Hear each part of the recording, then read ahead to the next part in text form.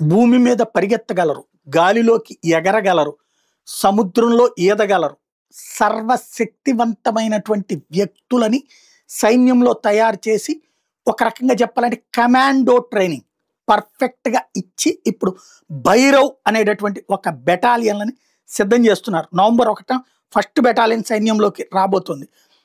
ఆర్మీలోకి రాబోతుంది, పదాతి దళంలోకి. Lieutenant general Ajay Kumar ఈ విషయాన్ని అధికారికంగా ప్రకటించారు. వచ్చే 6 నెలల్లో 25 బెటాలియన్లు సిద్ధం చేస్తున్నారు. ఒక్కో భైరవ్ యూనిట్‌లో 250 మంది ఉంటారు. ఇప్పటికే 5 భైరవ్ బెటాలియన్లు ఏర్పాటైపోయినాయి, రెడీ అయిపోయినాయి. వీటిని నిర్దేశించిన ప్రాంతాల్లో మోహరించేశారు. అక్టోబర్ 1 నుంచి శిక్షణ జరగబోతుంది. నెల చివరి నాటికి పూర్తవుతుంది. తొలి బెటాలియన్ పూర్తి స్థాయిలో పనిచేస్తుంది. మరో 4 బెటాలియన్ల ప్రక్రియ కొనసాగబోతుంది. రాబోయే 6 నెలల్లో ఇటువంటి 25 బెటాలియన్లు ఏర్పాటు చేయబోతున్నాం అన్నటువంటిది డైరెక్టర్ జనరల్ అజయ్ కుమార్ చెప్తున్నారు. ఏదైతే ఈ భారత సైన్యంలో ప్రత్యేక బలగాలకు సంప్రదాయ పదార్థ దళాల మధ్యన ఉన్నటువంటి అంతరాన్ని భర్తీ చేయడానికి ఇది వాడబోతున్నారు. ఒక్కో యూనిట్లో 250 మంది, అందరూ కూడా సుశిక్షితులై ఉంటారు. 7 నుంచి 8 మంది అధికారులు ఉండబోతున్నారు. సంఖ్యపరంగా చిన్నగా ఉన్న చాలా శక్తివంతమైనటువంటిది.